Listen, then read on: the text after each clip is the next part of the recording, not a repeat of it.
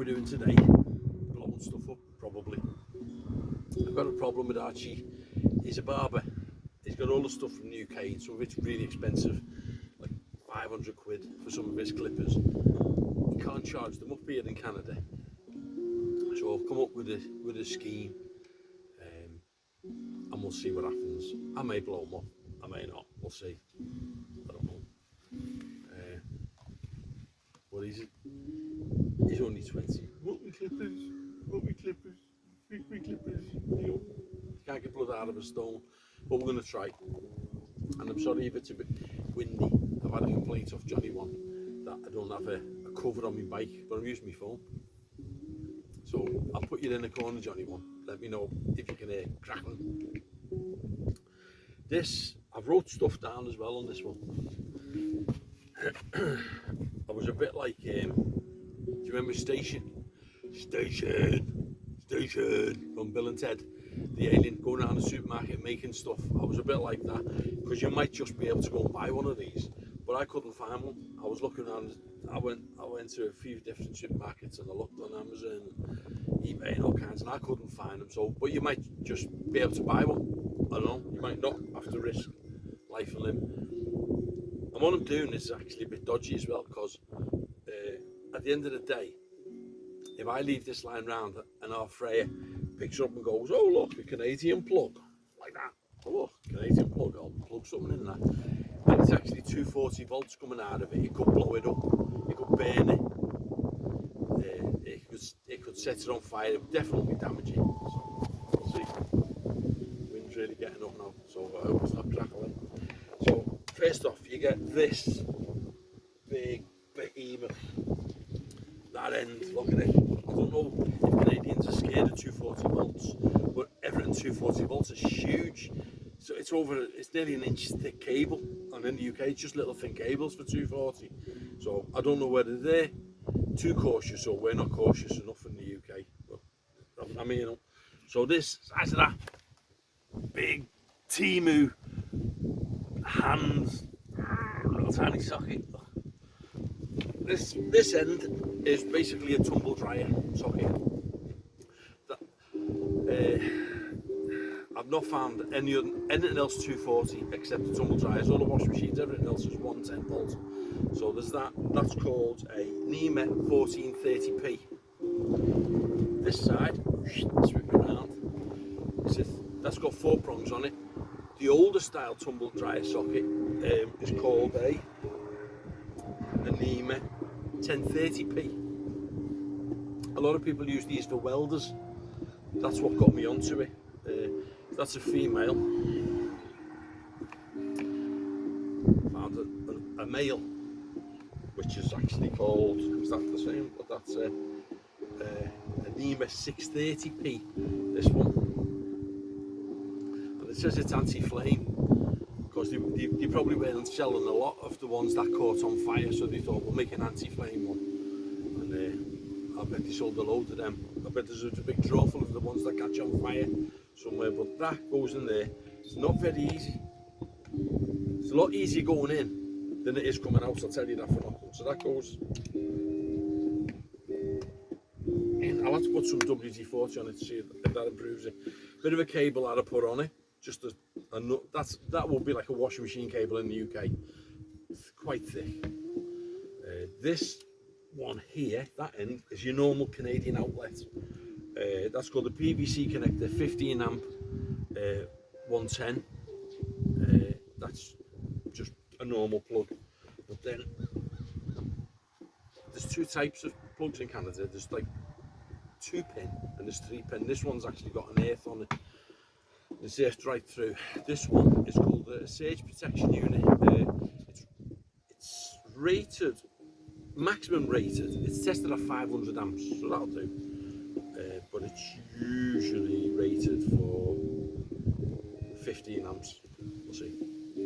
That's got a 3 pin that goes in there, and this one at the end, that's your UK converter. So the UK plug goes in there, and it's just 2 pin on the outside. So now there's no earth. It's gone from having an earth to no earth.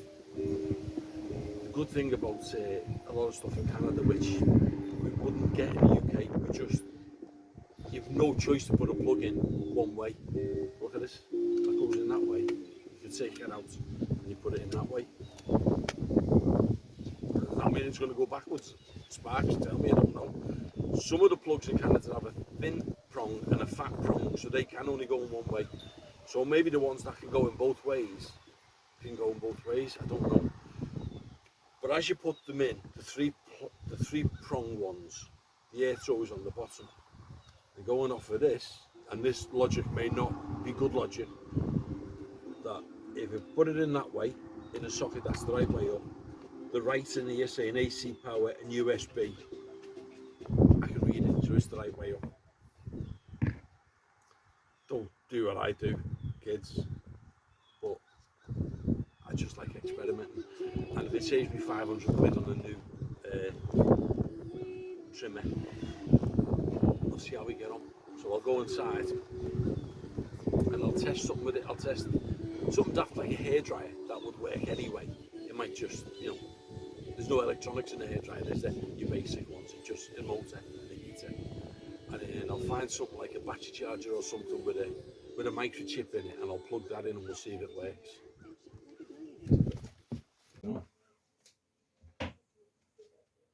Car, just go and check that UK hairdryer's working okay for us in the washroom. Okay.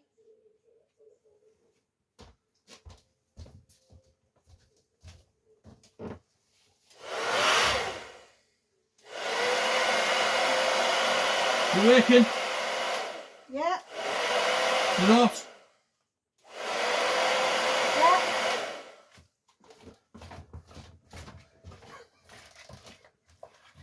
I'll take over from here. Show me why.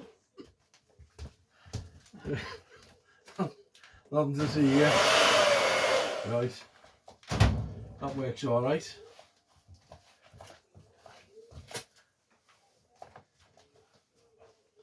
It's you can't be too careful. I want to try the battery. I'm not trying it with me. I'll be alright. I know what I'm doing.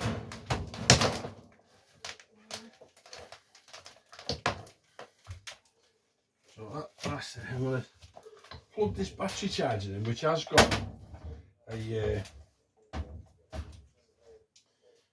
well, you would imagine it's an old one, but you would imagine it's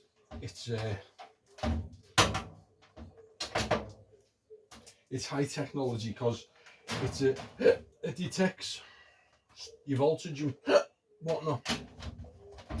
And, I presume negative. That's positive.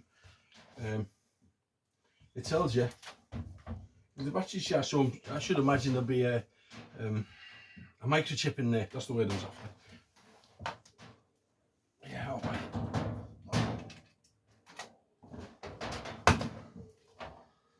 Yeah, it's on, working. So it does. This was a new battery, but it may not be charged. It's that's a big battery really for a motorbike. Already I can see that end one is going a bit dim. So it is charging actually. It's just got that much to take. So it might become completely discharged. I'll leave it on for a bit and I'll check things like if the cable's getting hot and whatnot. Well, one thing that did happen is I did check it first. You know, something just flew out. That was my anti-surge protection unit 15 amp. It wasn't in properly and it blew. Anyway, just a little and it blew, so it's not got surge protection on it anymore. Here you go. That worked. That one's nearly off now, so it's charging. Come back later. I'm going to call that a success. The battery's half charged. Everything's working great and as it should. So it's just basically that does make a 240 volt connection good for UK appliances. But I'm not going to recommend it because I'm daft. It does work. There's probably someone out there with a YouTube channel uh, with one of them things saying 10 reasons why you don't put UK stuff into Canadian 240 sockets, or a big head of what's the collective name for electricians, like a herd of electricians or a swarm of them or something like that, all jumping up and down going, you can't do that because of this. Or someone might say, yeah, that's perfectly acceptable. It's a 110 volt system, put two together, that's 240 or 220. That'll work fine. Yeah, that's a good fix. But I don't like the way you've done it with, you know, the normal socket at the end, because that could damage stuff. So don't do it, kids. But as an experiment, it worked, and I will charge a set of clippers up with it. It's good just to know sometimes, isn't it? Okay, bye.